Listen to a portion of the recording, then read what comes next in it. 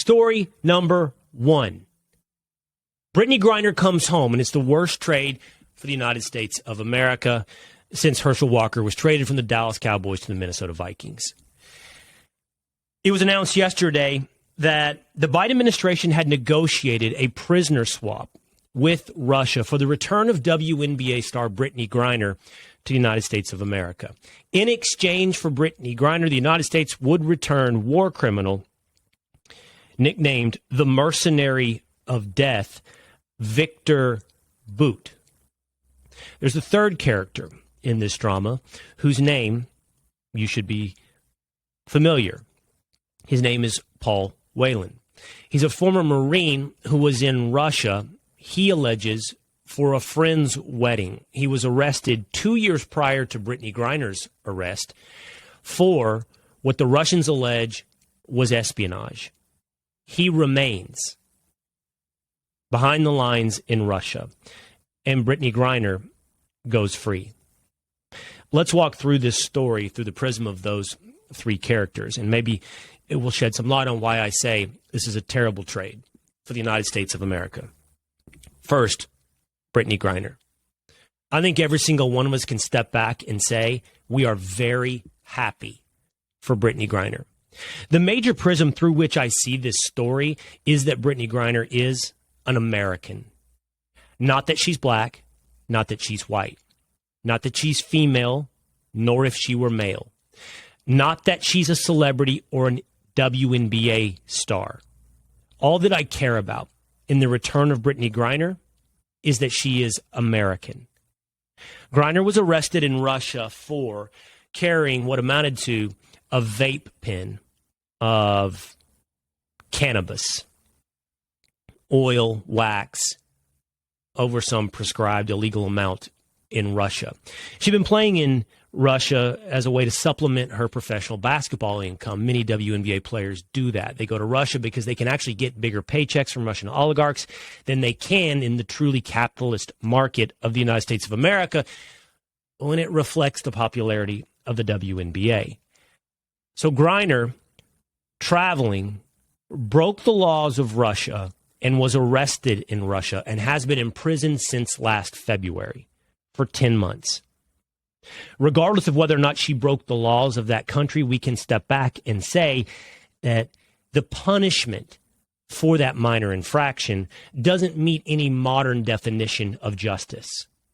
Certainly not one that we would adopt right here in the West. So to see Brittney Griner come home is a victory. Staying on the subject of Brittney Griner, it's a shame if the lesson from the return of Brittney Griner is that the bigger your celebrity, the greater your access to justice.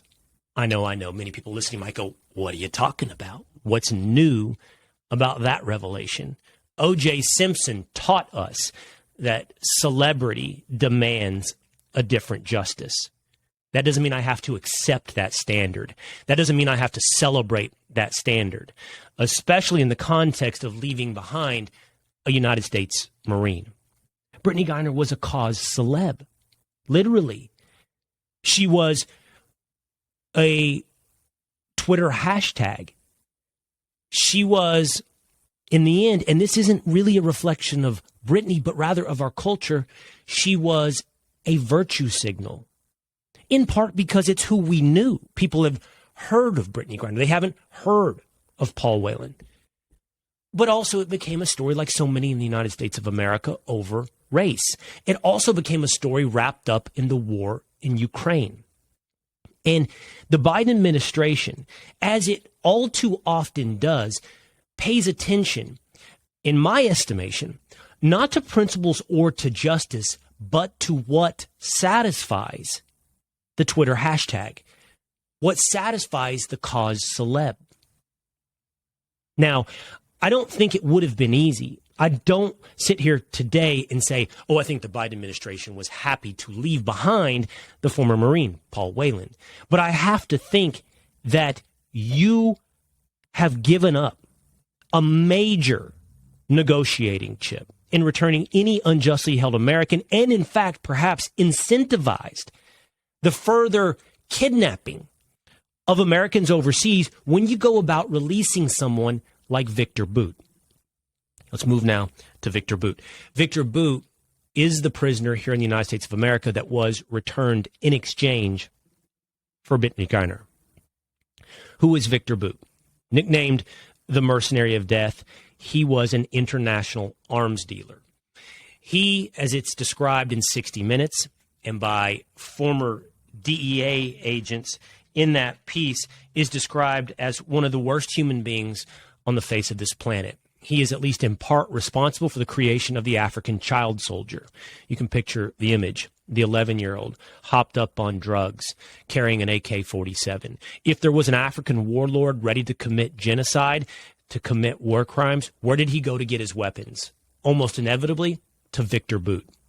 If you were an international drug cartel looking to continue your war abroad or at home, hanging heads from bridges in Mexico, where did you go to get your arsenal? You went to Viktor Bout. If you were an international terrorist, perhaps affiliated with Iran or ISIS or Al-Qaeda, and you wanted to attack the United States of America, where did you go to get your bomb materials? You went to Viktor Bout. Bout made a fortune selling surplus arms from the fallen Soviet Union to the world's worst men. He was ultimately arrested here in the United States. His life has been laid out in a Hollywood movie. You can go watch it. I've seen it more than once. It's called Lord of War. It stars Nicolas Cage as Viktor Bout. You should check it out. It is a stylized Hollywood version of this monster. Viktor Bout is who we gave back to Russia in exchange for Brittney Griner.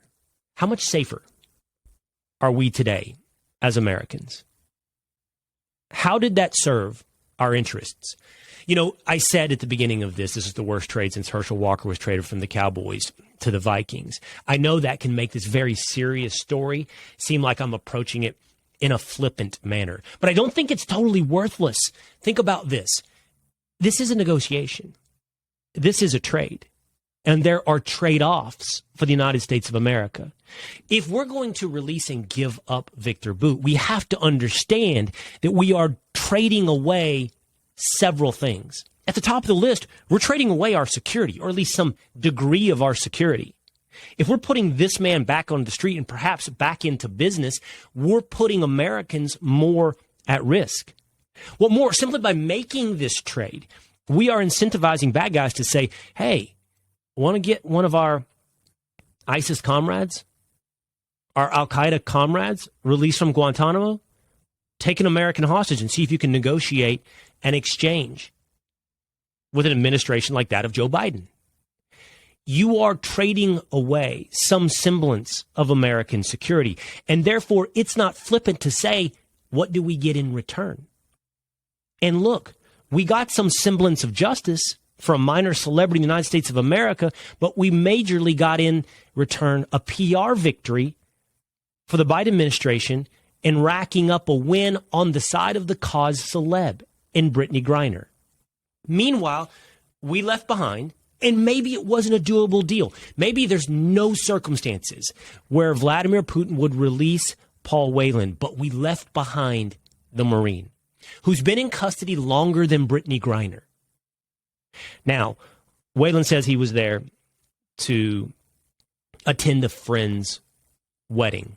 Whelan has multiple passports across this world. He has lived in numerous countries, but among them the United States of America, where he served again in the United States military. When he was in Russia, he apparently received a flash drive that contained Russian state secrets. He was arrested, and he is held by the Russians as an international spy. Whelan says that he was the subject of a sting operation that a Russian duped him into, entrapment style, receiving this flash drive that he thought contained wedding photos. Now, I don't know. I don't know what's true. I don't know whether or not Whelan was a tourist or a spy. But I do know that if you're going to turn over someone as consequential and trade away such weight in degrees of our own security in Viktor Bout, you ought to be able to get back somebody whose worst accusation was they spied for the United States of America. I've referenced it several times. Herschel Walker was traded from the Dallas Cowboys to the Minnesota Vikings. I believe it was in 1989. It's one of the most notorious trades in NFL history. The Vikings got the celebrity. They got Herschel Walker, who had been, obviously, an amazing college running back and NFL running back up to that point. The Cowboys got back a whole host of draft picks that set them up for a future dynasty. With those draft picks, they loaded them up in the 90s and won 3 Super Bowls. Herschel Walker and the Vikings went nowhere, and Herschel Walker's professional football career ultimately went south from that point. Let us hope that this bad trade for the United States of America isn't and doesn't turn out the way it did for those 2 football teams. Let us hope we didn't get back a celebrity and trade away our security to a building dynasty in Russia. Hey, it's Will Cain. Click here to subscribe to the Fox News channel on YouTube. It's the best way to get our latest interviews and highlights. And click to subscribe to the Will Cain Podcast for full episodes right now.